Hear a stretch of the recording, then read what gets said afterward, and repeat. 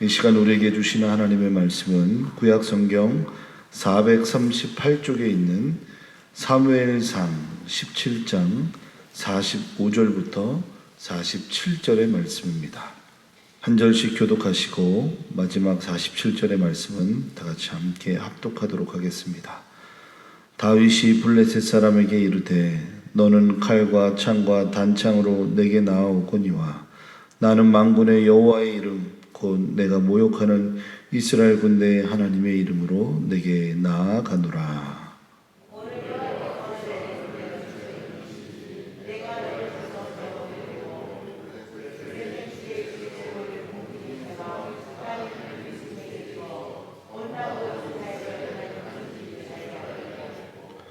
또 여호와의 구원하심이 칼과 창에 있지 아니함을 이 무리에게 알게 하리라. 전쟁은 여호와께 속한 것인즉 그가 너희를 우리 손에 넘기시리라. 아멘. 오늘 사무엘상 17장 45절로 47절의 말씀을 토대로 승리케 하시는 하나님이라는 제목으로 여러분들 하나님의 말씀을 나누도록 하겠습니다. 오늘 우리가 읽은 이 성경의 말씀의 내용들은 우리가 익히 잘 알고 있는 내용 가운데 하나입니다. 다윗과 골리앗, 또 골리앗과 다윗에 대한 싸움들이 나와 있는 내용이 바로 오늘 우리가 읽은 내용 가운데 하나입니다. 성경은 다양하게 이 성경의 주인공들을 묘사합니다. 그래서 그 주인공들을 묘사할 때 항상 서 뒤에 목적절들을 두고서 그 저자의 또 그 기록자의 의도들을 명확하게 확인하게 해줄 수 있는 단서들을 찾는 것은 참 말씀을 읽을 때 더 큰 은혜와 재미들을 갖게 합니다. 우리가 읽진 않았지만 17장 41절의 말씀에 보니까 이렇게 기록하고 있습니다. 블레셋 사람이 방패든 사람을 앞세우고 다윗에게로 점점 가까이 나아가니라. 다윗에게 가까이 다가가고 있는 이 사람의 시선 가운데 이 성경을 기록한 기록자는 다윗에게 가까이 다가가는 그 사람으로 하여금 이렇게 묘사하죠. 방패든 사람을 앞세우고 다윗에게 조금씩 가까이 간다라고 그렇게 이야기하고 있습니다. 그러니까 다윗과 싸우려고 하는 그 대상에 대해서 이 사무엘상 17장을 기록한 기록자는 아주 그림을 보듯이 또 영화를 한 편 보듯이 아주 명확하게 묘사하고 있다라고 이야기할 수 있겠습니다. 그리고 이 방패든 사람의 이 반대편에 서 있는 사람에 대해서 17장 42절은 또한 이렇게 묘사합니다. 그 블레셋 사람이 둘러보다가 다윗을 보고 업신여기니 이는 그가 젊고 붉고 용모가 아름다움이라. 우리가 아무것도 아닌 것 같지만 우리가 방금 읽었던 이 17장 42절의 말씀이 오늘 17장 45절부터 47절까지의 말씀을 이해하는데 굉장히 큰 단서가 된다라고 하는 것이죠. 뭡니까? 일단 첫째로 젊다. 이 방패를 든 사람 앞에 서 있는 이 다윗이라고 하는 용자는 젊고 붉고 용모가 아름답다라고 그렇게 이야기하고 있습니다.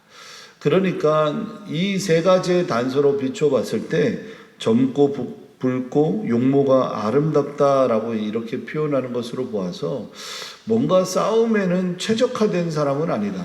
싸움에는 최적화된 군인이라고 생각되어지지 않는다라고 이야기합니다. 이걸 좀 달리 이야기하면 이 방패를 든 사람과 젊고 붉고 용모가 아름다운 이 사람의 싸움은 일단 근본적으로 될 수 있는 싸움이 아니다라고 성경에는 이미 그 분위기와 베이스를 깔고 시작한다라고 이야기할 수 있겠습니다. 그리고 나서 이제 45절부터 47절의 내용이 우리가 이제 깊이 해야 할 아주 주목해야 할 아주 핵심의 내용이다라고 하는 겁니다. 인류 최초의 전쟁이 언제부터 온지 아십니까? 지금으로부터 주전 3000년 전에 저 메소포타미아라고 하는 그 지역에서 시작되었다고 합니다. 그때 당시는 라틴어로 호모라는 단어인 인간 또는 인간이라고 지칭했던 대상들이 있죠. 예를 들면 오스트랄로피테쿠스나 또는 네아테르린 같은 그런 대상들이 우리가 라틴어로 호모 또는 뭐 지혜 있는 자, 호모 에렉투스 뭐 이렇게 다양한 이야기들을 했을 텐데 지금으로부터 주전 3000년 전에 최초의 전쟁들이 시작이 되었다고 합니다. 그 전쟁의 어떤 모습 가운데 하나는 아까 전에도 방금 이야기 드렸던 것처럼 메소포타미아라고 하는 지역에서 최초의 전쟁이 시작이 되었는데 그 최초의 전쟁이 시작될 때 당시에는 이 언어와 문자들이 이미 우리들에게 드러나 있지도 않은 그 시기에 이미 전쟁이 먼저 시작되었다고 하는 것입니다. 그 전쟁은 아주 기초적으로 생리적이었습니다. 단순히 식량을 얻기 위해서 당시에 있었던 코뿔소나 그런 들소들을 이 인간의 몸을 입고 있는 사람들이 식량을 얻기 위해서 시작했던 전쟁이 바로 메소포타미아 지역에서 있었던 최초의 전쟁이었다고 합니다. 당시에 그 사람들이 썼던 무기들은 1차적으로는 돌이었습니다. 이 돌을 던지기도 하고 돌을 가지고서 다양한 방법으로 그렇게 전쟁을 치르다가 어느 순간 이 나무 끝에 돌을 매달아서 끈으로 연결을 해서 이제는 돌 도끼처럼 쓰다가 그것이 조금 더 발전해서 훗날에는 돌창으로 변해서 그렇게 사람들이 무기화했다고 하는 것이죠. 오늘 성경에 보니까 전쟁에 임하고 있는 이 상황 가운데 젊고 붉고 용모가 아름답다라고 기록자가 성경을 기록한 기록자의 표현대로 하면 그에게 주어진 것은 아무것도 별로 없는 것 같습니다. 반면에 방패를 든 사람이라고 일컬어지고 있는 이 블레셋 장군은 칼도 있고 단창도 있고 그때 당시에 가장 신무기라고 지칭할 수 있는 무기들이 여럿 있었다라고 하는 것입니다. 어떻습니까? 서두에도 이야기했던 것처럼 이 성경을 기록한 기록자들은 곳곳에 근거와 단서들을 대는데 칼과 창과 단창이라고 하는 것은 일단은 이것이 보통의 싸움이 아니다라고 하는 이 기록자의 상징성들을 드러내는 말씀이 바로 칼과 창과 단창이다라고 이렇게 표현할 수 있습니다. 뿐만 아니라 이 말씀을 기록한 기록자는 지금 이 상황이 이길 수 있는 싸움이 아니다라고 그렇게 이야기하고 있는 것입니다. 생각을 해보시죠. 칼과 창과 단창과 자기를 디펜스할 수 있는 이 방패를 가지고 있는 사람과 물맷돌 하나를 가지고 있는 사람, 그리고 젊고 붉고 용모가 아름다워서 전쟁에는 특화되지 않을 것 같은 이 젊은 용자가 과연 싸움이 되겠는가라고 끊임없이 사무엘상은 반복적으로 이야기하는 겁니다. 그래서 다윗의 입술을 통해서 창과 칼을 가지고 상대방이 올지라도 라고 하는 이 상징성을 통해서 이것이 얼마나 될 수 있는 싸움이 아닌지를 우리에게 명확하게 이야기해주고 있는 것입니다. 이 말씀을 토대로 우리가 두 가지의 아주 중요한 핵심들을 우리가 찾아간다면 첫째로는 삶 속에서 우리는 하나님의 도우심의 흔적을 찾아야 한다라고 하는 것입니다. 우리의 삶 속에서 하나님의 도우심을 찾아가는 것이 굉장히 중요하다라고 하는 것입니다.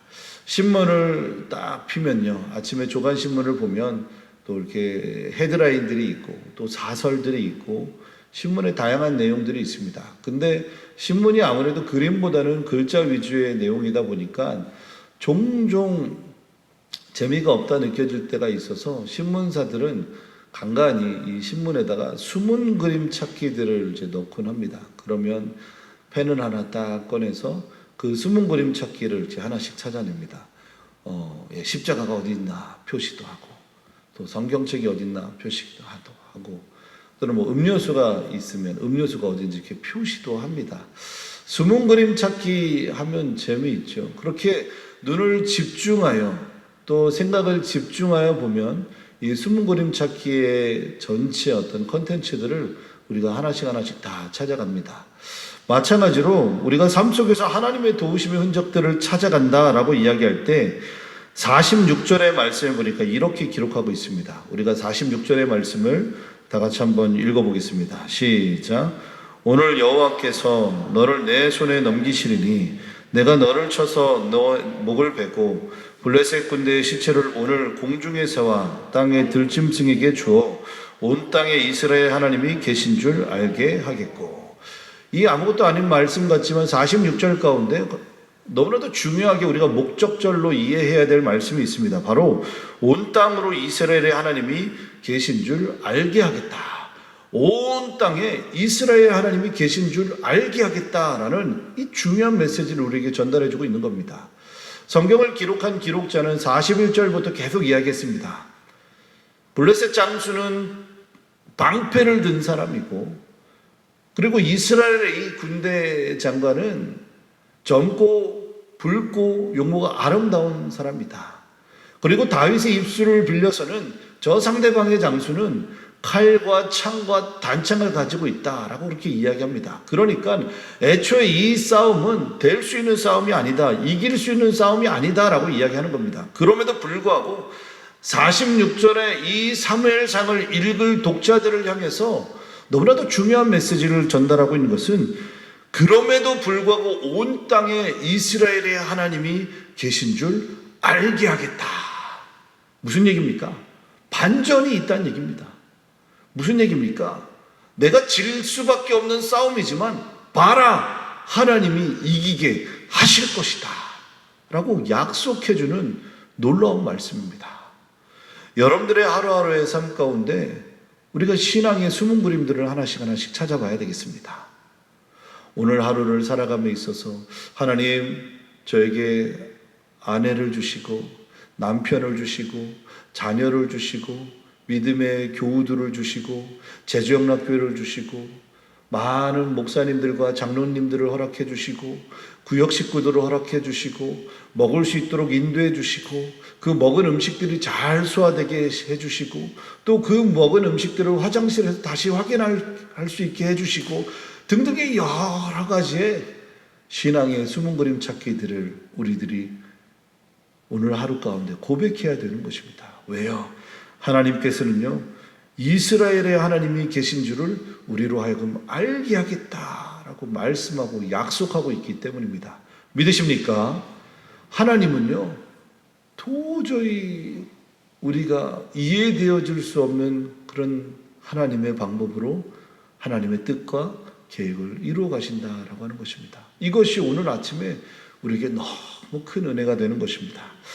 두 번째, 본문의 말씀을 통해서 우리가 또한 기억해야 될 것들이 있습니다. 두 번째는 꾸준히 오래도록 사용할 수 있는 무기를 지녀야 한다고 하는 겁니다. 꾸준히 오래도록 사용할 수 있는 무기를 지녀야 한다고 하는 겁니다. 이것을 좀 달리 표현하면, 오늘날의 시대상들을 반영해서 좀 표현하면 이렇게 표현할 수 있겠습니다. 코로나19의 상황을 통해서 그냥 가만히 있는 것이 아니라 끊임없이 우리들은 자기 개발들을 위해서 끊임없이 노력하고 정진해 가야 된다라고 하는 것입니다. 너무나도 유명한 작가 중에 존 에이커프라고 하는 사람이 있습니다. 이 존 에이커프라고 하는 사람이 쓴 책 중에 몸값 높이기의 기술이라는 책이 있습니다. 몸값 높이기의 기술. 이 책을 기록한 이 기록자인 이 존 에이커프라고 하는 사람은 이 미국의 너무나도 유명한 회사인 홈디포나 보스나 스테이플스라고 하는 이 큰 회사에서 이 디렉터로 오래도록 일을 했습니다. 그리고 그 작가가 오래도록 경험해왔던 어떤 노하우들, 또 그 작가가 가지고 있었던 다양한 어떤 기술력들을 책으로 펴낸 것이 바로 몸값 높이기의 기술입니다. 이 책의 내용에 보게 되면 이 다양한 이야기들을 전달하는데 크게 두 가지의 핵심이 제가 이 책에 대한 어떤 메시지라고 생각을 했습니다. 첫째는 그 책의 내용 가운데 이 존 에이커프는 이런 이야기들을 합니다. 언제든 내가 원하는 곳으로 나를 데려다 줄 만큼의 몸값을 키우는 것이 오늘날의 경쟁력이다 라고 이야기합니다. 언제든 내가 원하는 곳에 나를 데려갈 수 있도록 우리가 끊임없이 준비해야 된다라고 하는 겁니다. 두 번째는 내 몸값을 꾸준히 관리하며 경력을 갈고 닦아야 한다라고 그렇게 이야기합니다. 무슨 이야기입니까? 코로나19라고 하는 상황 가운데서도 우리는 분명히 이 말씀에 있는 내용대로라면 하나님이 계신 줄을 분명히 알게 하실 줄로 믿습니다. 그렇다면 코로나19 가운데서도 우리가 주저하거나 낙심하거나 낭망하거나 좌천하는 것이 아니라요, 끊임없이 우리들 안에 도저히 내가 할 수 없을 것 같은 자기 개발들이 끊임없이 이루어져야 한다라고 하는 것입니다. 하나님 앞에 기도하는 습관도 필요하고요. 책을 많이 읽는 것도 필요하고요. 경우에 따라서는 언어를 익히는 습관도 필요하고요. 그렇게 끊임없이 하나님 앞에 준비해 가는 과정들이 우리에게 너무나도 필요하다라고 하는 겁니다. 성경은 공교롭게도 헬라어와 히브리어로만 구성된 것이 아니라 다양한 언어로 구성되어 있죠. 그렇다 보니까 예수님께서 당시에 사용했던 언어들은 우리가 잘 알고 있는 것처럼 아랍어입니다. 아랍어 참 못 알아듣겠죠. 사우디아라비아나 이 중동 사람들이 쓰는 그 언어가 참 쉽지 않습니다. 그럼에도 불구하고 제 안에 좀 욕심들이 생겨서 성경을 좀 아랍어로 좀 읽으면 좋겠다 해서 알파벳을 시작하고 또 하나씩 문법을 좀 익혀가기 시작하니까 이 꼬불꼬불 지렁이 같은 글자들이 하나씩 보이기 시작하는 겁니다. 무엇입니까? 내게 가지고 있는 것들이 분명히 부족하고 연약한 것지만 한번 손을 대기 시작하고 노력하기 시작하니까 보이지 않던 것들이 보이기 시작하더라라고 하는 것입니다. 옛 말 중에 사자성어 중에 절차탁마라는 말이 있습니다. 절차탁마. 이 말은 학문이나 덕행을 오래도록 갈고 닦는다라는 표현입니다. 학문이나 덕행을 오래도록 갈고 닦는다. 코로나19로 인해서 마음이 위축되고 무언가가 준비되어지지 않은 것 같은 인생의 순간이지만 저는 그럼에도 불구하고 이 시기가 이 순간에 우리가 무언가를 위해서 끊임없이 준비하고 기도하고 하나님 앞에 뭔가 저 앞을 향해서 도저히 이길 수 없는 싸움 같은 싸움이지만 그럼에도 불구하고 우리가 가지고 있는 돌팔매 이거를 더 날카롭게 갈아가지고 저 키가 세 척이나 될 법한 저 골리앗을 이길 수 있는 은혜가 우리 안에 있기를 간절히 소망합니다. 뿐만 아니라 성경에 있는 말씀의 기록처럼 우리를 통해서 하나님이 계신 줄 알게 하시는 그런 믿음의 주인공 삼아주시기를 소망합니다. 이 시간 우리가 말씀을 기억하며 하나님 앞에 기도할 때 첫 번째로 삶 속에서 하나님의 도우심의 흔적을 찾는 하루가 한 주가 한 해가 되게 하시옵소서. 또한 우리가 두 번째로 하나님 앞에 기도할 때 꾸준히 오래도록 사용할 수 있는 인생의 무기를 우리에게 허락하여 주셔서 코로나19의 상황 가운데 있지만 끊임없이 자기 개발을 기회로 삼는 우리가 되게 해달라고 기도하시고 또한 이 시간 오늘 우리 함께 기도의 제목처럼 방역과 치료를 위해서 사투를 벌이고 있는 의료진들, 방역진들, 공무원들 아울러서 우리 교사 선생님들과 우리 교직원들 위해서 기도해 주시고 또한 바이러스의 위험에 잘 대처할 수 있도록 공공의료 시스템이 잘 구축되도록 이 시간 함께 동성으로 기도하겠습니다. 은혜가 풍성하신 하나님, 오늘도 하나님께서 귀한 말씀을 통해서 우리에게 약속으로 희망으로 소망으로 보게 하여 주시니 감사드립니다. 하나님, 매일매일의 삶 속에서 우리의 입술을 통하여 불평과 원망과 짜증과 시기와 질투들을 흘려보내고 있습니까? 주님, 이 시간 우리의 입술을 통하여 하나님의 거룩한 감사의 제목 숨은 그림 찾기들을 하나씩 해나갈 수 있도록 도와주시고 하나님께서 무한한 감사의 흔적들을 통해서 하나님을 드러내게 하시는 그 놀라운 중심 가운데 우리가 설 수 있도록 은혜 내려 주시옵소서. 아버지 하나님, 비록 우리들에게는 하나님 돌팔매밖에 없지만 꾸준히 오래도록 사용할 수 있는 무기가 하나님이 주신 무기인 줄 알고 끊임없이 자기를 개발하고 하나님 앞에 나아가며 정진해 나아가는 하나님의 거룩한 절차 탁마의 인생을 살아갈 수 있도록 은혜를 베풀어 주시옵소서. 오늘 하루를 살아가는 귀한 성도님들의 삶 속에 더욱더 강건하게 하시고 웃음과 기쁨과 희망의 간증이 넘쳐나는 복된 하루가 되게 하여 주시옵소서. 감사드리며 예수 그리스도의 이름으로 기도드립니다. 아멘.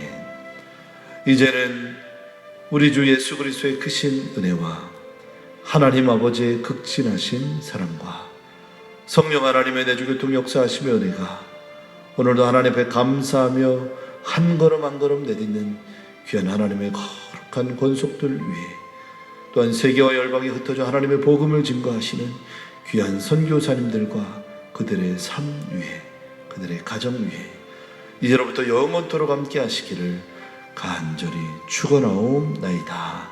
아멘.